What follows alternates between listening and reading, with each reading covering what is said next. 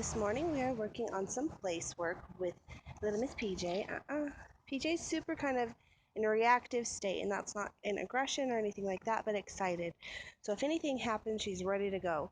And we want to calm her brain down, teach her to kind of just relax, be more focused, because when a dog's adrenalized like that, they're not going to behave how you would expect them or want them to behave. So we're teaching them that off switch so that when we do want to get her excited and run with her and play with her, we can turn that off in a heartbeat versus her just going overly excited and crazy. So this is place work. Place. Good girl. Sit. Stay. And I'm just going to use my body language. So if she goes to get up, I'm going to step forward, shoulders back, eye contact. Once her butt hits the ground again, I'm going to release that pressure. I'm going to step forward, her butt hits the ground, and I back up. So that is yielding. We're yielding her back into a certain space. And dogs lead with their head. She messes with her face. We can correct that with yielding too. Once she stops, back up.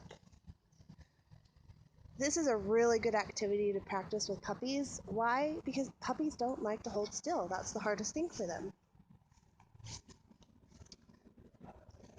There also is such thing as back tying. Let's say you're in the house cooking dinner. You really can't focus 100%, but let's say you're focusing 95%. What we can do is we can back tie, so to a banister or a coffee table, obviously something she can't knock over. We're going to back tie her to something so that if she were to get up, we don't have to run after her and play chase.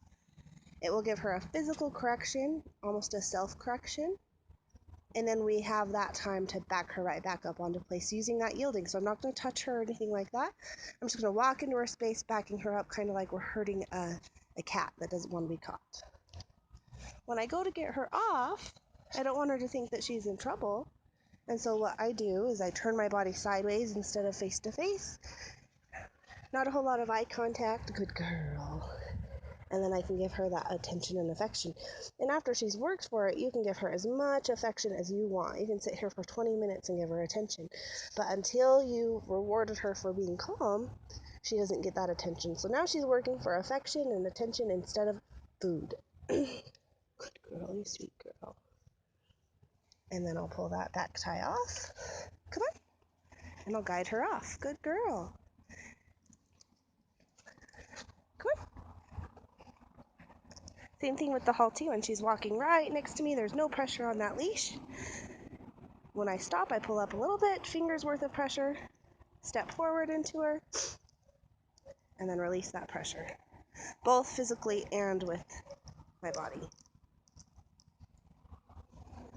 And when you're outside, they're going to be more excited, more distracted. I have dogs out in the yard. She wants to go play, but I'm telling her, nope, we're walking.